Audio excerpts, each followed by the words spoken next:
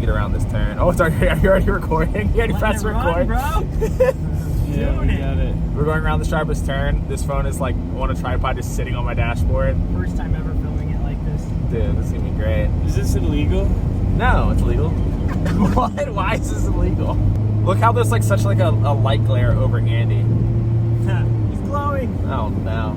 Okay, so basically the premise of this is I just want to talk to everyone in the car. We got Phil in the back, we got Nigel in the back, we got Andy right here.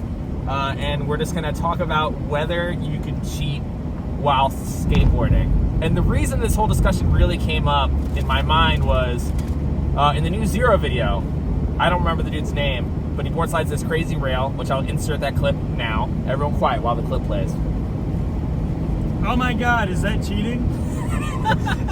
Is this cheating? What? I don't get it. Okay, so if you're wondering how that's cheating, if you look at the way that he tilts on the board slide, his truck should be bashing against the rail. There's no way that his board should still be centered while he's that much to the side, so we theorize that he has deck rails running short ways across his board to keep it in the middle.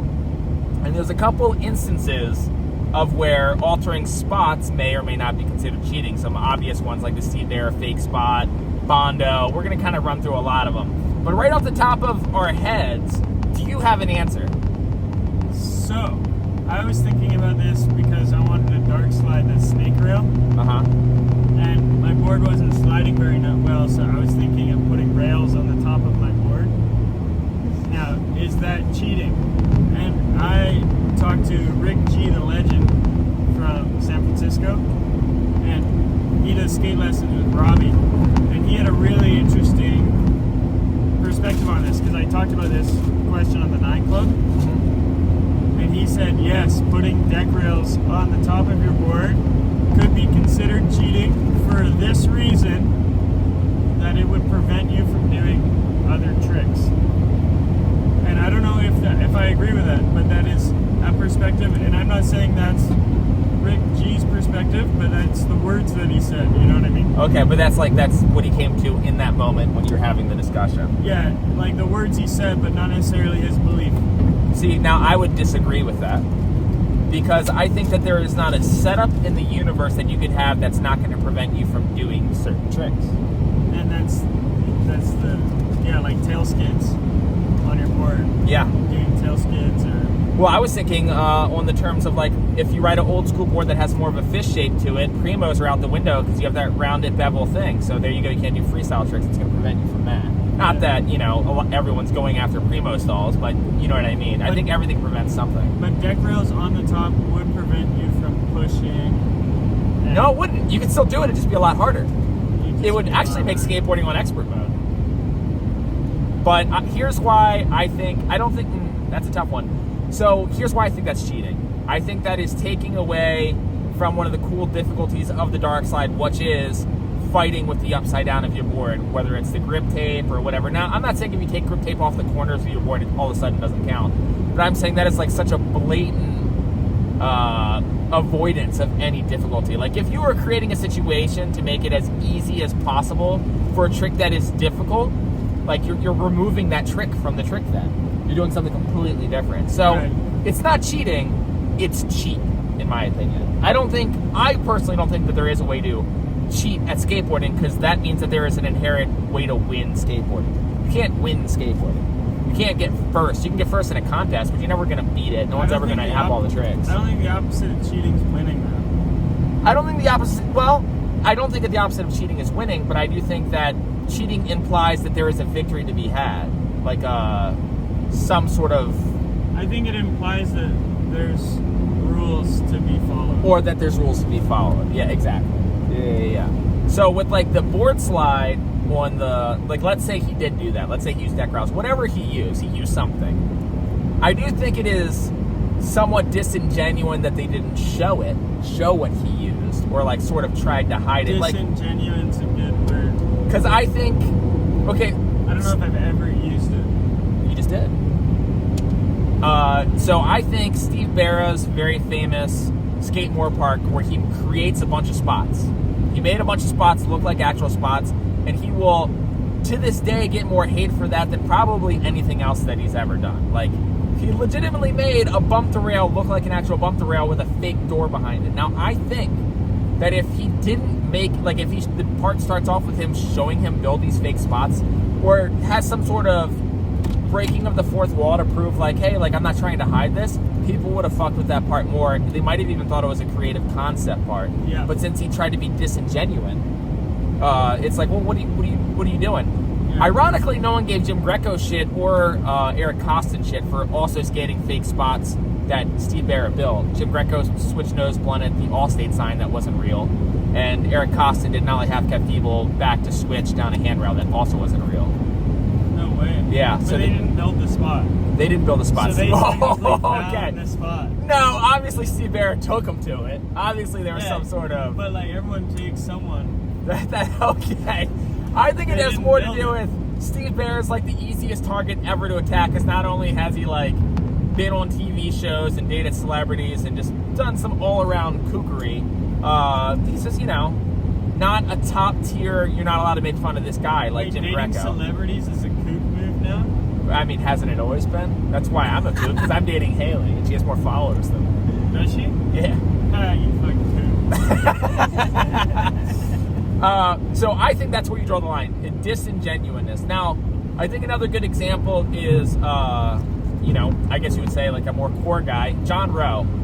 If you're not familiar with who he is, you need to watch all of the Richmond local skate videos. Dominion Skate Shop has put out some incredible videos, and this guy did a nose slide on a wall rail, but in order to do it, he had to chop his nose in half. He had to alter his skateboard. No, who else did that recently? Sammy Baca. Sammy Baca did that too? Yeah. What did he do that on? Oh, on the curve rail? Did he do that? Yeah, he was trying to do that forever, and then Andrew Reynolds cut his nose for him. That's sick. That's sick. And that trick would not be possible otherwise. And that's another interesting factor. Did you need deck rails to do that dark slide? Was that the only way that you were going to be able to do it? Or was it you taking the easy way out? Right. Now, those same rules can be applied to Bondo. I mean, you could skate a handrail without having the crack Bondo at the top. But personally, I think that's fair game. I think anything's fair game. Let me get that out of the way right now. Nothing is cheating. But some things are way more lame and corny and disingenuous than others. Or cheating could be considered like landing with one foot on the ground. Oh, like toe drag. No, like fully, like there was this one guy I knew growing up, and he's like, I did big spin front board. But then when you watch him do it, his front board, he had 1 foot on the rail, 1 foot on the ground. And like, he would count it for himself. Well, in his defense, Todd Falcon did a bunch of fucking tricks like holding hacksaws and called it something else, so maybe... But he wasn't calling it something else. He was just saying big spin front board. Yeah. Well, that's not cheating as much as that is, I don't want to say stupidity, but goddamn. Kind of stupidity, though. Kind of, yeah. Silliness? Silliness. No, I wouldn't even say silly. Lack of awareness of the rules. Lack of awareness. That don't exist. The rules that don't exist, but we abide by them anyways. Well, it's like if you call a heel flip a kick flip and you genuinely think it's a kick flip. You're not, That's just unawareness. Well, yeah, exactly. Well, like me saying nollie full cabs, even though I've had a full conversation with Steve Caballero about how that's not a thing, I'm still calling it nollie full cab. And I'll forever call it a helipop. See? Oh. Magic flip front board. Where you at? Ollie magic flip. Wait, was it Ollie magic flip or just magic flip? Ollie magic flip. That's interesting. People should start saying Ollie kick flip, because you can technically like toe pressure flip. Yeah, I did one in Seaman. What's another good example of someone? I mean, Richie Jackson is one that I think a lot of people don't know about. I'll tell a quick story. I went to Richie Jackson's house a couple years ago, and my favorite trick in his entire part was there was one of those roof spinny things that was near a wall, and he foot planted it and pushed off the roof and did a backside boneless where he was spinning on the roof thing and jumped back into the bank. And I remember thinking, like, that is the coolest fucking spot ever. That is the coolest trick you can do on that spot. What a gem. And then I go to his house, and then I see the roof thing at his house. He put it there. It was fake. I had no idea. Turns out, 60% of that dude's video part, that Thrasher part that he put out with all the crazy stuff where he rode down the spiral stairs, all that shit's at his house. Like, he has all the obstacles already there. Now, you think he holds on to them because they're going to be worth money one day? I think he holds on. You know how some people, like, won't give out the pin? You don't have to worry about giving out the pin if the pin is your fucking house. You know what I mean? You don't have to You have to give out, literally, you'd have to give out the spot for someone else to skate.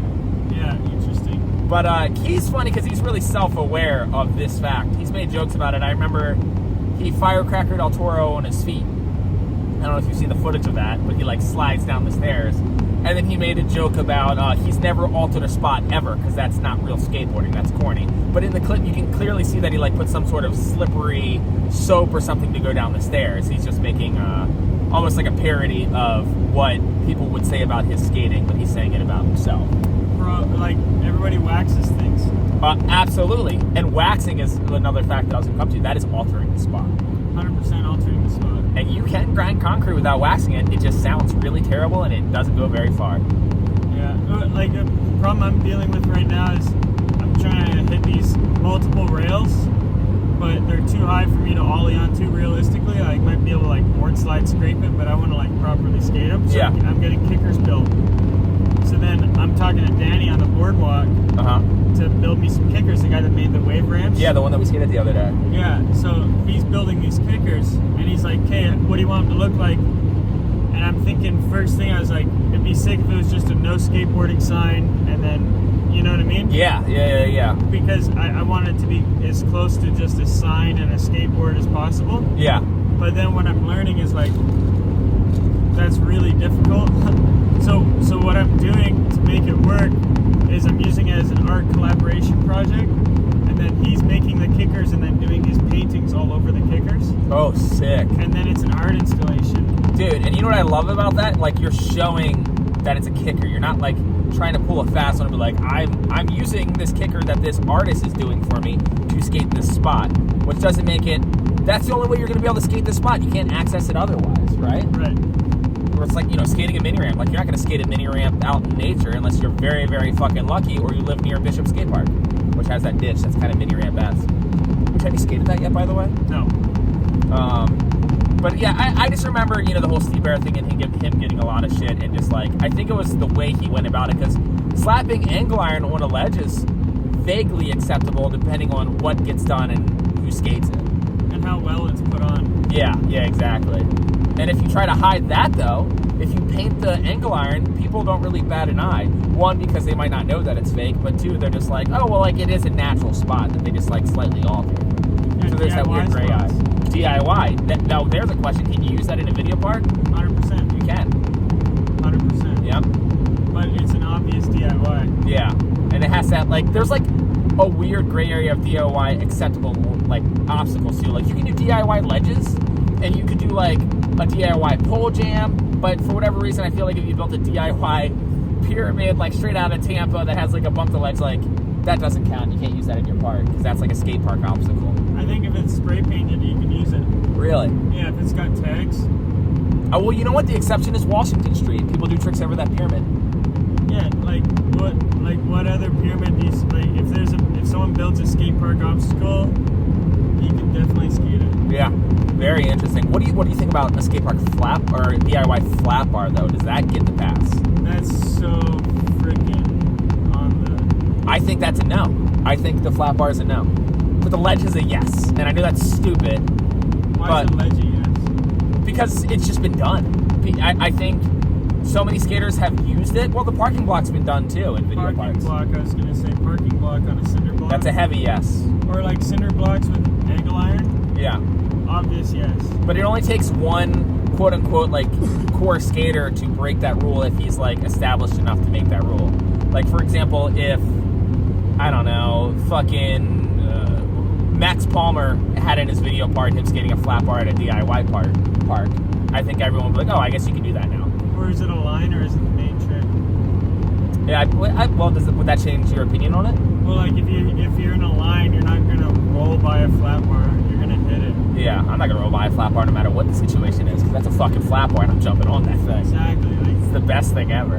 So it's just like that. So yeah, I think that I think the main point of this conversation is, even though there isn't rules, there are sort of these weird gray area rules that you can follow, but you don't have to follow them. And I think the furthest... Like fashion. 100%. And I feel like skateboarding is pushing those rules further and further back. And I think a lot of that has to do with watching skateboarding in real time and realizing like, oh, I just want to see everything that's possibly done on a skateboard.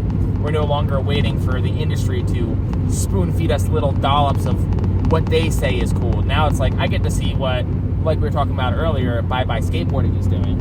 Yeah.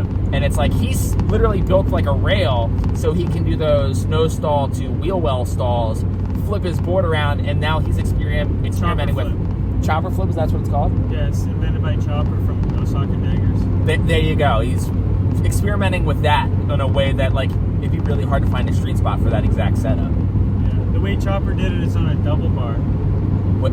Oh, he did it like on an over-under bar, like the middle bar. Yeah. Oh, I've seen the footage of that actually. Yeah, that's how Chopper did it. Nice. And then Ben Koppel took it To that quarter pipe spot? No, he popularized it on the double bar. Okay, yeah. Oh, he did it on a double bar too. Initially. Yeah, and then he did it on the quarter pipe thing. He progressed it really far. Interesting. Well, you'd also have to mention, God, why can't I think of his name right now? Elliot? Sloan? No, is that not his name? Elliot? What the fuck's his name? His Instagram captions are always puns on the trick that he's doing. I don't know. Fuck, I almost want to like stop recording and look him up. There's another guy who's done variations of it though, but he's just done like the straight one. God, why can't I think of his fucking name? Chopper flip. Chopper flip. It's important to know. That's all you need to know. It's named chopper flip. Yeah. What is there a trick that you don't accept that you're like that's a no bueno? Trying to think of one. You'd have to throw some at me. Like, fakie manual, pivot to nose manual. Oh, any nose manual to nose manual variation where anytime you're doing a manual trick and all four wheels hit the ground at the same time, I say no. I saw someone do that recently. No comply to fakie manual, pivot to nose manual. And I was like, no. No. Like, it's a yes. If you pop from one to the other, I think. No, it works in the sense of footwork. Like for freestyle footwork. Okay. But it can't be considered a manual trick anymore. It has to be considered flow. In which case it's beautiful and can be admired for that, but not for the balance. But not for the balance. Interesting. Yeah, when I see people do nose manual, nollie half cap, switch nose manuals, a lot of times I'll end up doing that because I lose balance with my nose manual and I'm kick turning. Yeah. And I'm just like, I'll just switch to the other truck. But if you do a nose manual and you do the full 180 in the air, like a straight nollie half cap, the switch nose manual, I'm all about that trick. I think that's sick. Yeah, that's what people actually think they're doing. Yeah, that's when aesthetic really comes into play to say this is legitimate. Yeah. It's like if you do a manual and scrape your tail. But Yeah. if you do a nose manual and scrape your nose, though. I think it's fun. I like that. If you do it intentionally, it's a trick. No, if but you do it on accident, no. Is it a weck? I say that's whacking, yes. Because I'll like hang 10 and scrape my nose and I'll still count it sometimes for myself. Because I'm like, I survived that. I'm dope. It sounds a lot like that big spin front board with 1 foot on the ground. Sounds like you're just counting it for yourself. Yeah. You're like, yeah, I guess. I think that is the weird line that you have to bounce between. I think that's what would make it so hard. Because when you do a regular manual and scrape your tail, it slows you down and puts you back into a regular manual. yeah, You know what I mean? You're leaning too far back, you slow down, you go.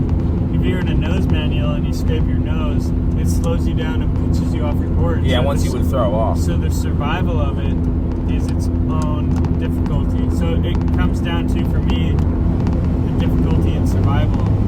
So you're saying that if you are on the fringes of landing your trick, but you still make it work anyways because it made it more difficult, wouldn't you be able to argue that for? I think riding away with tail or a toe drag is harder than riding away without a toe drag. No, absolutely not. You disagree?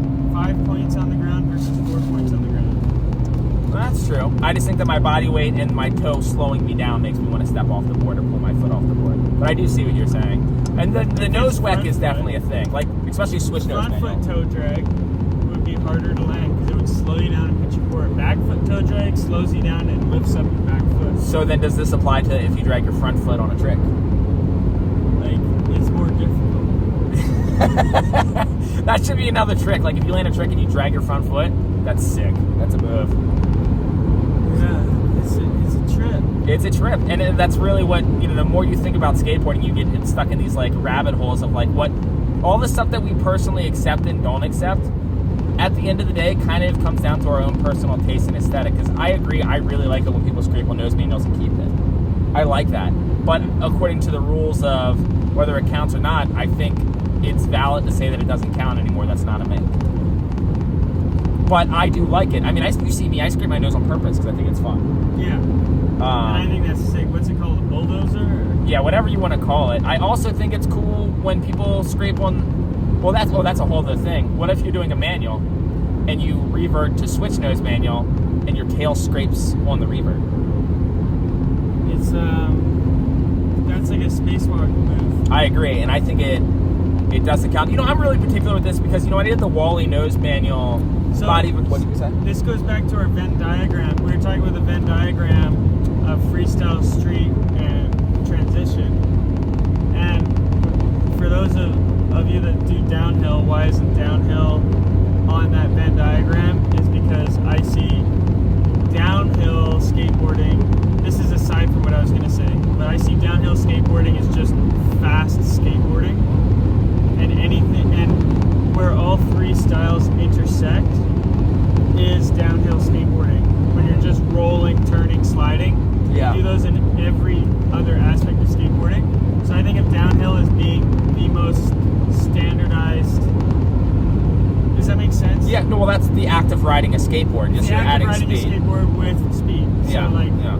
I don't think it gets its own category because there's nothing in it that the other styles don't already have. Do you have a full video discussing the Venn diagram that I can link in the bio? I think it's on Nigel's channel. I'd have to find it. Okay, yeah, if you find it, let me know, and I'll try to link that in the description so you can see exactly the Venn diagram that he's talking about, but yeah. Yeah, and then in my skate stories, I verbalize the Venn diagram, so I read the points. And I'll put that in the story, the link as well. Yeah, but I don't show the actual diagram, so it's a little harder. But what was I getting at? I can't remember now. The three styles. Oh, right. The different styles have their own rules. Yes. So in street, going from manual to fakie manual, you're not allowed to scrape your tail. Yeah. But in freestyle, you are. In freestyle, you can drag your toe on a one-wheel wheelie. Yeah. Yeah. That should not count. Breaking all the rules. Breaking all the rules.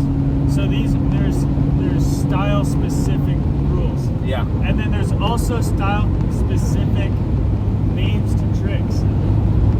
Right? Like frontside indie Yeah. isn't a trick. Yeah, correct. Invert. But street skaters aren't aware of this. And like frontside nose grind. Versus or frontside overcrook, I mean. Yeah. Isn't a trick. I also think that backside overcrook isn't a trick. They're either both nose grind or neither of them nose grind when it comes to rails. You want to know the actual story behind this? There's a story behind this? Yeah, Steve Barrett told me the story of why a frontside overcrook does not exist and why a backside overcrook does exist. Yes, tell me. Okay, so is at Tampa Pro, fucking people were already doing frontside nose grinds on rails, but initially it was invented in ramp. Okay. So that's why it's not an overcrook. Frontside nose grind, and you lock it in the same way on a rail. It's frontside nose grind. Then I forget the guy's name. He was master of front crooks. Did the very first Dan Corrigan, continue. backside overcrook, and everybody saw it at Tampa Pro. Gershon Mosley? Was it Gershon? Yeah, just tell me when to pull off. Okay, continue. Yeah, I think it might be Gershon Mosley, because in my mind, You're right. he's one of the first guys to be known to sit on the backside overcrooks. Yes, I think you're right. Okay, cool. But I have no idea. But so Steve Barrett was there to see the creation of the backside overcrook, and everyone agreed it was a backside overcrook. But that doesn't mean you rename the frontside nose grind, because it was already a trick. Yeah. This is the same thing with the frontside air, frontside grab. Yeah. Was already a trick, and then Dwayne Peters invented the Indy, named after Independent Trucks, Yeah. his sponsor at the time, which was the backside. So glad that they didn't end up calling the gull wing air. Oh my God! It was a close call, boys. We dodged that one. But that's an example of trick names being specific to the style and Yeah. That makes sense, but different rules being. But like, there's always been that respect to what has come before. yeah. Yeah. as being like, okay, we're not changing the past Yeah. because of this new future, and that creates conflict in trick names and confusion for beginners that are stepping into the world that's already existed. Yeah, there's a lot of things that are sort of counterintuitive. I think just the spinning in general, what's frontside and what's backside, the way it switches when you go to nollie. And in the 70s, what they called frontside is backside, or what they call backside is frontside. So like a lot Rock and roll slides. Like a lot of the old freestylers still call frontside backside and backside frontside, and it's right in their mind because in their era that's what it was called. That's what it was originally called. Yeah, I feel like it's pretty tough to change the trick name, but I feel like it's such a hot topic, the Overcrook thing. I personally think that if frontside Overcrook doesn't exist, backside Overcrook doesn't exist. They're both nose grind on rails. Now on ledges, the way I go about it is frontside nose grind balance and frontside Overcrook. I don't think there's a big variance in difficulty. I think that they're both pretty comfortable and that they both serve a purpose and they're almost an aesthetic difference. But backside Overcrook on a ledge, that pinch is a different grind. It is a whole other thing. So the only time that I personally think backside Overcrook exists is on ledges, which is probably controversial. That's how I feel about it. And yeah, and you can be totally comfortable being wrong. Yeah. No, can't be wrong. Nope. Don't you say that I'm wrong. Because I know the truth. I just explained it to you. And I'm just ignoring it. 100%. I'm going to take him to McDonald's because he's to the bathroom. Yeah, that's great. Holy shit. Isn't that cool? So beautiful. Here, I'll get a show so you can put it in your video. Oh, he's getting it. Look at Andy on it, dude. Oh, he did it, dude. Dude, what a son of a bitch. Then you should cut to that Instagram video where it shows how big windmills are. So should we go? Yeah, we should just go over there, dude. Little sidetrack trip. But yeah, you know what? We're gonna call this the end of the video because that is 20-some minutes of what I would call pure content gold. Until some other time, I guess. Bye.